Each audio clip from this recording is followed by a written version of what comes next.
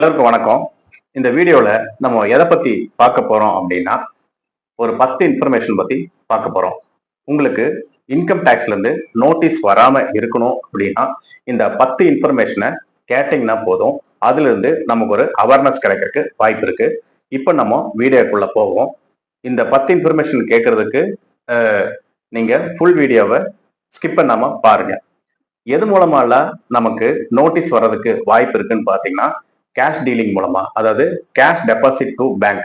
பேங்க்ல நம்ம அமௌண்ட்டை டெபாசிட் எவ்வளவு தூரம் பண்றோமோ, அந்த அளவுக்கு நோட்டீஸ் வர்றதுக்கு வாய்ப்பு இருக்கு அப்படிங்கிற இன்ஃபர்மேஷனை பார்க்க போறோம். 2வது கிரெடிட் கார்டு டிரான்சாக்ஷன்.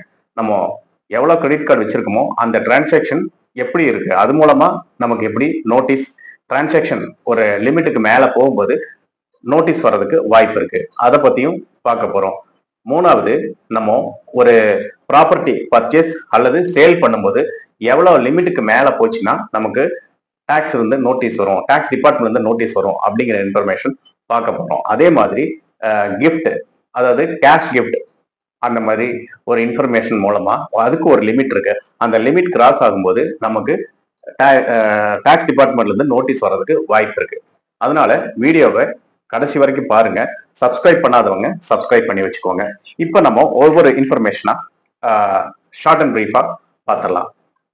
இப்போ ஃபர்ஸ்ட் பாயிண்ட் என்ன பார்த்தோம் அப்படின்னா, டெபாசிட் டு பேங்க். அதாவது நமக்கு எஸ்பி அக்கௌண்ட் இருக்குது, அதுக்கப்புறம் கரண்ட் அக்கௌண்ட் இருக்குது. அப்போ எஸ்பி அக்கௌண்ட்ல ஒரு லிமிட் இருக்கு டெபாசிட் பண்றதுக்கு. அதாவது கேஷா போய் நம்ம பேங்க்ல டெபாசிட் பண்றோம் அப்படின்னா, எஸ்பி அக்கௌண்ட்ல ஒரு 10 லட்சம் ரூபாய்க்கு மேல போச்சு அப்படின்னா அங்கிருந்து நம்ம இன்கம் டாக்ஸ்ல இருந்து நமக்கு நோட்டீஸ் வர்றதுக்கு வாய்ப்பு இருக்கு. இப்போ கரண்ட் அக்கௌண்ட்ல எவ்வளவு டெபாசிட் அப்படின்னு பாத்தீங்கன்னா 50 லட்சம் ரூபாய்க்கு மேல கேஷா டெபாசிட் பண்ணும்போது நமக்கு அந்த நோட்டீஸ் வர்றதுக்கு வாய்ப்பு இருக்கு. அதுக்கப்புறம் என்ன பார்க்க போறோம் அப்படின்னா, credit card transaction. Credit card டிரான்சாக்ஷன்ல 1 லட்சம் ரூபாய் கேஷ் பேமெண்டா நீங்க செலுத்தினீங்க அப்படின்னா நோட்டீஸ் வர்றதுக்கு வாய்ப்பு இருக்கு. அதுக்கப்புறம் கிரெடிட் கார்டுலயே ஆன்லைன் பேமெண்ட் 10 லட்சம் ரூபாய் ஹாட்டா நீங்க ஆன்லைன் பேமெண்ட் மூலமா செலுத்திட்டீங்க அப்படின்னா அதுக்கும் நோட்டீஸ் வர்றதுக்கு வாய்ப்பு இருக்கு. இப்ப நம்ம லேண்ட் வாங்க போறோம் அல்லது லேண்டை விற்க போறோம் அப்படின்னா அதுக்கும் ஒரு லிமிட் இருக்கு. 30 லட்சம் ரூபாய்க்கு மேல இந்த டிரான்சாக்ஷன் நம்ம கையாண்டோம் அப்படின்னா இன்கம் டாக்ஸ் வந்து நோட்டீஸ் வர்றதுக்கு வாய்ப்பு இருக்கு.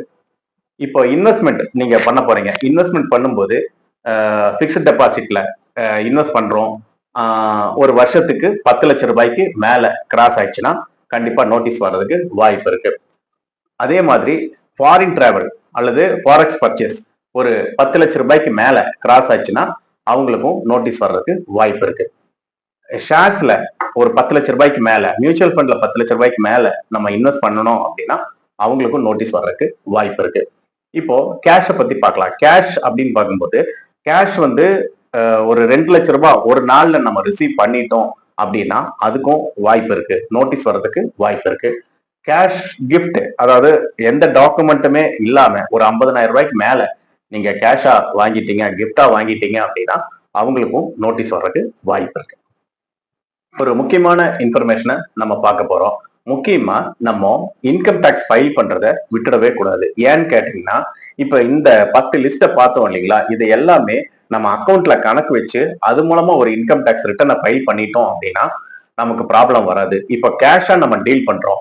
இப்போ எக்ஸாம்பிள், நம்ம அப்பா கிட்ட இருந்து ஒரு 10 லட்சம் ரூபாய் வருது, இன்னொரு ரிலேட்டிவ்ஸ் மூலமா ஒரு அமௌண்ட் வருது, பிசினஸ் மூலமா ஒரு அமௌண்ட் வருது அப்படிங்கிற ஒரு கணக்கு போட்டு பார்த்தோம் அப்படின்னா அதுவே ஒரு 30 லட்சம் ரூபாய் 40 லட்சம் ரூபாய் போயிடுச்சு அப்படின்னா அதை நம்ம இன்கம் டாக்ஸ் டிபார்ட்மெண்ட் எப்படி பாக்குது அப்படின்னா அது நம்முடைய வரவாவே கன்சிடர் பண்ணுது.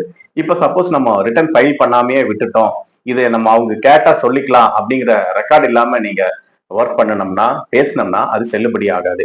ஏன்னு கேட்டீங்கன்னா இதை நம்ம அக்கௌண்ட்ல எழுதி வச்சுட்டு இது நம்ம என்னுடைய கேஷ் கிஃப்டா வந்திருக்கு, இது என்னுடைய பிசினஸ் வருமானம் அப்படின்னு சொல்லி கிளாசிஃபை பண்ணி எழுதினா மட்டும்தான், அது மூலமா ரிட்டர்ன் ஃபைல் பண்ணாதான் நமக்கு ஒரு பாயிண்டே புரியும். அது வந்து யாருகிட்ட இருந்து வந்திருக்கு, என்ன எப்படின்னு சொல்லிட்டு நம்ம ரிப்போர்ட் பண்ண முடியும் யாருகிட்ட, இன்கம் டாக்ஸ் டிபார்ட்மெண்ட்ல. சப்போஸ் தவறுதலா ஒரு நோட்டீஸ் வந்திருக்கு, நம்ம இன்கம் டாக்ஸ் ஃபைல் பண்ணியே நோட்டீஸ் வந்திருக்கு அப்படின்னா இதை வச்சு நம்ம எடுத்து பேசுறதுக்கு ஒரு வாய்ப்பு இருக்கு. இப்ப சப்போஸ் ஒரு இன்னொரு எக்ஸாம்பிள் சொல்றேன். இப்போ ஒரு டிராவல் ஏஜென்ட் பண்றாங்க அல்லது ஒரு கமிஷன் ஏஜென்ட்டா டீல் பண்ணிட்டு இருக்காங்க அப்படின்னு நம்ம வச்சுக்குவோம். கமிஷன் பாத்தீங்கன்னா ஒரு 3% தான் வருது அப்படின்னு வச்சுக்கிட்டோம்னா இப்போ அந்த கஸ்டமர் என்ன பண்ணுவாரு அப்படின்னா அவருடைய அமௌண்ட்டை ஃபுல்லா கொடுத்து இந்த ஏஜென்ட் என்ன பண்ணுவாரு அப்படின்னா அவருக்கு பதிலா இவர் ஒர்க் பண்ணி கொடுப்பாரு கமிஷன் எடுத்தது போக. அப்படின்னா 3% கமிஷன். இப்ப 20 லட்சம் ரூபாய்க்கு 3% கமிஷன் போட்டீங்கன்னா 60,000 வருது, 60,000 ரூபாய் வருது. ஆனா 20 லட்சம் ரூபாய் அவர் வாங்கின amount income tax point of வியூல என்னவா அவங்க கன்சிடர் பண்றாங்க அப்படின்னா அது இன்கமா கன்சிடர் பண்ணிடுறாங்க. இதுல இருந்து ஜிஎஸ்டில இருந்து இது மூலமா ஜிஎஸ்டில இருந்து நோட்டீஸ் வர்றதுக்கு வாய்ப்பு இருக்கு. ஏன்னு கேட்டீங்கன்னா 20 லட்சம் ரூபாய்க்கு மேல நம்முடைய டேர்ன் ஓவர் போயிடுச்சு அப்படின்னா ஜிஎஸ்டில இருந்து நமக்கு நோட்டீஸ் வர்றதுக்கு வாய்ப்பு இருக்கு. ஏன்னு கேட்டீங்கன்னா 20 லட்சம் ரூபாய்க்கு மேல போச்சுன்னா நம்ம ரெஜிஸ்ட்ரேஷன் கட்டாயமா பண்ணி ரிட்டர்னை ஃபைல் பண்ணணும். ஆனா நம்ம இதை கணக்கை எழுதி வைக்காம நீங்க ஒர்க் பண்ணிட்டீங்க அப்படின்னா இந்த information sft specified financial transaction மூலமா கவர்மெண்ட்டுக்கு இது வந்து போயிடுது, டிரான்சாக்ஷன் போயிடுது. அப்படின்னா அவங்க இதை கன்சிடர் பண்ணி இது ஒரு இன்கமாவே டிக்ளேர் பண்ணி நமக்கு ரெஜிஸ்ட்ரேஷன் எடுக்க வைப்பாங்க, டாக்ஸ் கட்ட வைப்பாங்க. ஆனா நம்ம இதை ஒழுக்கமா கரெக்டா கணக்கு எழுதிட்டோம் அப்படின்னா இதுல இந்த இவங்க கேட்கிற இன்ஃபர்மேஷன், அதாவது கவர்மெண்ட் கேட்கிற இன்ஃபர்மேஷனை நம்ம மனசுல வாங்கி அதுல இருந்து நம்ம நம்மளுடைய இன்ஃபர்மேஷன், அதாவது ரிப்போர்ட்டை கவர்மெண்ட்டுக்கு, அது ஜிஎஸ்டி டிபார்ட்மெண்ட்ல இருக்கலாம், இன்கம் டேக்ஸ் டிபார்ட்மெண்டா இருக்கலாம், எந்த கவர்மெண்ட் ஆபீசர் கேட்டாலும், அத்தாரிட்டிஸ் கேட்டாலும் நம்ம அதை சப்மிட் பண்ணி அதுல இருந்து வெளிவரதுக்கு வாய்ப்பு இருக்கு. அடுத்தது நம்ம கிரெடிட் கார்டு மூலமா எப்படி நோட்டீஸ் வர்றதுக்கு வாய்ப்பு இருக்குன்னு பாக்குறோம். எப்படின்னா இப்போ கிரெடிட் கார்டுல ஒரு எக்ஸாம்பிள் ஒரு 10 லட்சம் ரூபாய் டிரான்சாக்ஷன் நீங்க ஆன்லைன்ல பண்ணிட்டீங்க. அது ஆனா உங்களுக்கு சம்மந்தம் இல்லாத ஒரு விஷயமா இருக்கும். உங்க ஃப்ரெண்டுக்காகவோ அல்லது உங்களுடைய ஃபேமிலி மெம்பர்ஸ்க்காகவோ நீங்க செஞ்சிருக்கலாம். அந்த அமௌண்ட்டை அவங்க அக்கௌண்ட்டுக்குள்ள, அதாவது ஒரு பர்ச்சேஸ் பண்ணிட்டு அவங்க அக்கௌண்ட்டுக்குள்ள இவங்க இந்த அமௌண்ட்டை கொடுத்து பேமெண்ட் செட்டில் பண்ற மாதிரி ஒரு சிச்சுவேஷன் வருதுன்னு வச்சுக்கோங்க. இதை நம்ம கணக்கை எழுதாம விட்டுட்டோம் அல்லது இன்கம் டேக்ஸ் ரிட்டர்ன் ஃபைல் பண்ணாம விட்டுட்டோம் அப்படின்னா என்ன ஆகும் அப்படின்னா கவர்மெண்ட்ல இருந்து இதை வாட்ச் பண்ணுவாங்க. அப்போ 10 லட்சம் ரூபாய் டிரான்சாக்ஷன் எக்ஸிட் ஆகுது, ஆன்லைன் டிரான்சாக்ஷன் எக்ஸிட் ஆகுது அப்படின்னா அப்போ அதை கண்காணிச்சு அதுல இருந்து நமக்கு நோட்டீஸ் வர வாய்ப்பு இருக்கு. இப்போ இந்த மாதிரி சிச்சுவேஷன்ல நம்ம கணக்கு எழுதாம விட்டாவோ எழுதி ரிட்டர்ன் ஃபைல் எழுதி எழுதி வச்சுக்கிறது ரொம்ப நல்லது. அதே மாதிரி ரிட்டர்ன் ஃபைல் பண்றதும், இன்கம் டேக்ஸ் ரிட்டர்ன் ஃபைல் பண்றதும் ரொம்ப நல்லது. ஏன்னா அதை வச்சு நம்ம எடுத்து பேச முடியும். இதுதான் என்னுடைய வருமானம், இது என்னுடைய ஹெல்ப் பண்றதுக்காக ஒருத்தர்கிட்ட இருந்து வாங்கி நான் இந்த அமௌண்ட்டை செட்டில் பண்ணியிருக்கேன் அப்படிங்கிற இன்ஃபர்மேஷனை அந்த கணக்கு புஸ்தகத்துல அல்லது ஒரு சாஃப்ட்வேர்ல நம்ம வச்சுக்கிட்டோம் அப்படின்னா அது வந்து நமக்கு ஒரு இன்ஃபர்மேஷனா இருக்கும். அதை அவங்க கிட்ட எடுத்து பேசுறதுக்கு வசதியா இருக்கும். எந்த நோட்டீஸ் வந்தாலும் தைரியமா கையாள முடியும். கேஷ் கிஃப்ட், அதாவது கேஷ் வந்து உங்களுக்கு ஒரு 2 லட்சம் ஒரு நாளைக்குள்ள 2 லட்சம் ரூபாய்க்கு மேல போச்சுன்னா இன்கம் டேக்ஸ்ல இருந்து நோட்டீஸ் வர்றதுக்கு வாய்ப்பு இருக்கு. இப்ப சப்போஸ் ஒரு 2 லட்சம் ரூபாய் உங்களுக்கு வந்திருக்கு அப்படின்னா அதை நம்ம கண்டுக்காம விட்டுட்டோம் அப்படின்னா இது என்னுடைய பிசினஸ் வருமானமே இல்லை அப்படின்னு நீங்க சொல்லலாம். ஆனா நீங்க அன்னைக்கு வந்து நீங்க ரிட்டர்ன் ஃபைல் பண்ணாம, அதாவது இன்கம் டேக்ஸ்ல இருந்து நோட்டீஸ் வர்ற டைம் நம்ம ரிட்டர்ன் ஃபைல் பண்ணாம இருந்துட்டோம் அப்படின்னா அதுக்கான இன்ஃபர்மேஷனுக்கு நம்ம பதில் சொல்ல முடியாது. அதனால ரிட்டர்ன் ஃபைல் பண்ணிட்டோம் அப்படின்னா இந்த கேஷ் வந்து ரிசிப்ட, இதுக்கான சோர்ஸ் என்ன அப்படிங்கறத வந்து அதுல விவரம் எழுதியிருப்போம். அதை பார்த்து அந்த ரிப்போர்ட்டை நம்ம அவங்க கவர்மெண்ட் ஆபீசருக்கு சப்மிட் பண்றது மூலமா அந்த ப்ராப்ளத்துல இருந்து நம்ம வெளிவரதுக்கு வாய்ப்பு இருக்கு.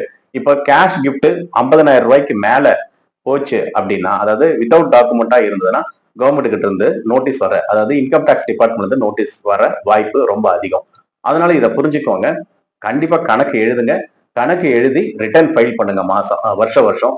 ஏன்னா இது வந்து நமக்கு ஒரு சேஃப் கார்டை கொடுக்கும். நம்ம ரிப்போர்ட்டை யாரு கேட்டாலும் கொடுத்து தைரியமா நிக்கிறதுக்கு வாய்ப்பு இருக்கு. அனாவசியமா டாக்ஸ் கட்டவோ பெனால்டி கட்டவோ இந்த மாதிரி சிச்சுவேஷனுக்கு நம்ம தள்ளப்படாம இருப்போம்.